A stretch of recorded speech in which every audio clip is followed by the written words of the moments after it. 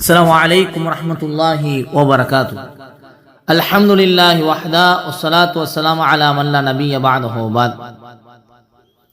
எல்லா புகழும் ஏகிறவனாகிய அல்லாஹ் ஒருவனுக்கு மாத்திரம் உரித்தானதாக அவனுடைய சாந்தியும் சமாதானமும் நமது இறுதி தூதர் முஹம்மது நபி ஸல்லல்லாஹு அலைஹி வஸல்லம் அவர்கள் மீதும் அவர்களை பின்பற்றி வாழ்ந்த சத்திய சஹாபாக்கள், தபீன்கள், தபா தபீன்கள், சுஹதாக்கள், இமாம்கள், நல்லோர்கள் அனைவர்கள் மீதும் இன்னும் உங்கள் மீதும் எம் மீதும் ஒட்டுமொத்த இஸ்லாமிய சகோதர சகோதரிகள் மீதும் அல்லாஹுடைய சாந்தியும் சமாதானமும் என்றும் என்றென்றும் நின்று நிலவட்டுமாக என பிரார்த்தனை செய்தவனாய், அல்ஹம்துலில்லாஹ், அன்னை ஃபாத்திமா பெண்கள் அரபிக் கல்லூரி சார்பாக நடத்தப்படும் கற்போம் கற்றுக் கொடுப்போம் என்ற நிகழ்வின் வாயிலாக மீண்டும் உங்கள் எல்லோரையும் சந்திப்பதில் மகிழ்ச்சி அடைகிறோம். அல்ஹம்துலில்லாஹ் சும்ம அல்ஹம்துலில்லாஹ்.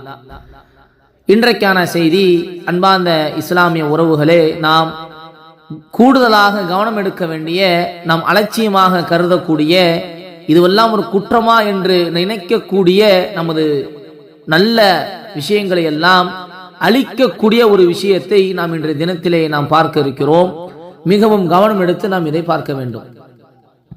அபூ ஹுரைரா ரலியல்லாஹு தஆலா அறிவிக்கக்கூடிய இந்த செய்தி, அல்லாஹ்வுடைய தூதர் ஸல்லல்லாஹு அலைஹி வஸல்லம் அவர்கள் சொன்னார்கள், ஈயாக்கும் வல் ஹஸத், ஈயாக்கும் வல் ஹஸத், உங்களை நான் பொறாமை கொள்வதை விட்டு நான் எச்சரிக்கிறேன். இந்த ஈயாக்கும் என்ற வார்த்தை அரபியில் பயன்படுத்தும் பொழுது ஒரு எச்சரிக்கை செய்வதற்காக வேண்டி பயன்படுத்துவார்கள்.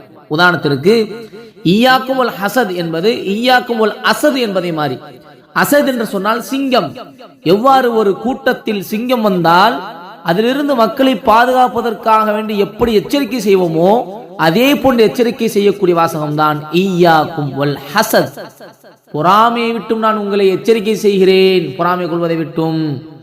ஃபஇன்னல் ஹஸத, நிச்சயமாக இந்த பொறாமை கொள்வது என்பது யகுலுல் ஹஸனாத், அது நல்ல காரியங்களை, நல்ல அமல்களை அது தின்று விடுகிறது, நல்ல அமல்களை அது தின்று விடுகிறது. அல்லாஹ்வுடைய தூதர் இந்த வாசகத்தை சொன்னாலே போதும். சொல்வது யார்? அல்லாஹ்வுடைய தூதர் ஸல்லல்லாஹு அலைஹி வஸல்லம் அவர்கள் சொல்கிறார்கள். ஆனால் நமக்கெல்லாம் புரிவதற்காக வேண்டி இன்னும் ஆணித்தரமாக நம்முடைய உள்ளத்திலே நல்ல பதிவதற்காக வேண்டி அல்லாஹ்வுடைய தூதர் சொல்லக்கூடிய இன்னொரு விஷயம்தான், கமா தகுலுன் நாருல் ஹதப். மிக அழகான ஒரு உதாரணத்தை சொன்னார்கள் அல்லாஹ்வுடைய தூதர் ஸல்லல்லாஹு அலைஹி வஸல்லம் அவர்கள். நெருப்பானது எவ்வாறு கட்டையை தின்று விடுகிறதோ, நெருப்பானது விறகு கட்டையை எவ்வாறு தின்று விடுகிறதோ அதே போன்று நாம் கொள்ளக்கூடிய பொறாமை என்பது நம்முடைய நல்ல காரியங்களை தின்று விடுகிறது. சுப்ஹானல்லாஹ். அப்ப நம்ம சிந்தனை செஞ்சு பார்க்கணும். இன்னும் ஆழமாக யோசித்தோம் என்று சொன்னால், இந்த உலகத்தில் நாம் செய்யக்கூடிய நல்ல காரியங்களை எல்லாம் பொறாமையானது தின்று விடுகிறது. எவ்வாறு கட்டையை நாம் நெருப்புல வைக்கிறோம் என்று சொன்னால், கட்டை நெருப்பால் தீண்டப்பட்டு எரியப்பட்டு கட்டையினுடைய முழு வலுவும் இழந்துவிடும். ஆனால் பார்ப்பதற்கு கட்டையுடைய தோற்றம் இருக்கும். ஆனால் அதை கொண்டு எந்த பலனும் பெற முடியாது. எரிந்து போன கட்டையை வைத்து எந்த பலனும் பெற முடியாது. அதை வைத்து வீடு கட்டுவதோ அல்லது வேற ஏதும் வேலைப்பாடுகள் ஈடுபடுவதோ முடியாது.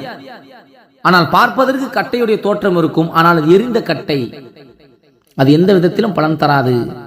அதே போன்றுதான் இந்த உலகத்தில் நாங்கள் செய்யக்கூடிய அமல்கள் மக்களுக்கு மத்தியில் நல்ல ஒரு அமலை போன்று காட்சியளிக்கும், நல்ல அமலை செய்வதை போன்று தெரியும். ஆனால் அந்த அமலுடைய வலுவானது நம்முடைய பொறாமையால் தின்று தீர்க்கப்பட்டு நாளை மறுமையில் நம்முடைய அமல்கள் எந்த விதத்திலும் பலன் தராத வகையில் சென்றுவிடும். நஊது பில்லாஹ். அல்லாஹ் நம்மளை பாதுகாக்க வேண்டும். ஆக அன்பான இஸ்லாமிய சொந்தங்களே, உறவுகளே, நாம் இங்கு கவனம் எடுக்க வேண்டிய விஷயம், பொறாமை கொள்வதை விட்டும் நாங்கள் தவிர்ந்திருக்க வேண்டும். பொறாமை என்ன? ஒருவனுக்கு அல்லாஹ் ஒரு நியாமத்தை கொடுத்திருக்கிறான் என்று சொன்னால், இவனுக்கெல்லாம் இதுவா, இவனுக்கெல்லாம் அல்லாஹ் இப்படி கொடுத்திருக்கிறானே, அந்த நியாமத், அந்த அருட்கொடை அவனை விட்டு நீங்க வேண்டும் என்று நமக்கு இல்லாததால் நாம் நினைப்பது.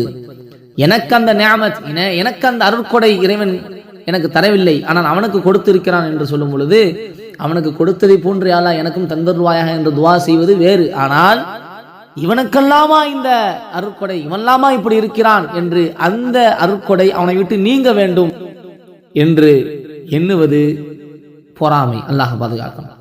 அன்பார்ந்தவர்களே, அல்லாஹ் யார் யாருக்கு எதை இதை கொடுத்திருக்கிறானோ அவரவர்கள் அதை கொண்டு அனுபவிக்கிறார்கள். அதே நேரத்தில் நமக்கும் தேவை ஏற்பட்டால் அல்லாஹ்விடத்திலே கையேந்தி அல்லாஹ்விடத்திலே கேட்டு பெற வேண்டுமே தவிர எனக்கு இல்லையே அது அவனிடத்தில் இருக்கிறதே என்று அவனை விட்டு அது நீங்க வேண்டும் என்று நாம் எண்ணுவது மிக தீய குணம். அதை நம்முடைய அமல்களை தின்றுவிடும். அந்த அடிப்படையில் பொறாமையை விட்டும் நாங்கள் விலகி இருப்போம்.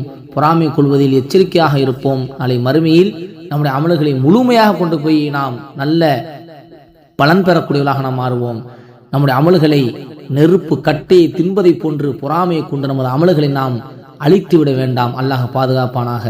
மீண்டும் ஒரு செய்தியோடு கற்போம் கற்றுக் கொடுப்போம் என்ற நிகழ்வின் வாயிலாக நாளை தினம் சந்திப்போம். அஸ்ஸலாமு அலைக்கும் வரஹ்மத்துல்லாஹி வபரகாத்துஹு.